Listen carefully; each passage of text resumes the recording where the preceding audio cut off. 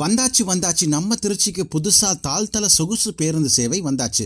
இந்த சொகுசு பேருந்தில் முதியவர்கள், பெரியவர்கள், குழந்தைகள் மற்றும் குறிப்பாக மாற்றுத்திறனாளிகள் வீல் சேர் மூலமாக எளிய முறையில் பயணம் மேற்கொள்ளவும் சிறப்பான வசதிகளை இந்த பேருந்தில் இருக்குது. பல்வேறு சிறப்பம்சங்கள் இருக்குது. பேருந்து நிலையம் எங்கே வரப்போகுதுன்றதை முன்கூட்டியே அறிந்து கொள்ளும் ஒலிபெருக்கி வசதி, ஆட்டோமேட்டிக் டோர் க்ளோசிங் வசதி, எல்இடி அறிவிப்பு பலகை, பாதுகாப்பு பெல்ட்டுடன் கூடிய குஷன் பேக் சீட் வசதி, அதிகமாக அகலம் கொண்ட ஜன்னல் போன்ற பல்வேறு சிறப்பம்சங்கள் இந்த பேருந்தில் இருக்குது.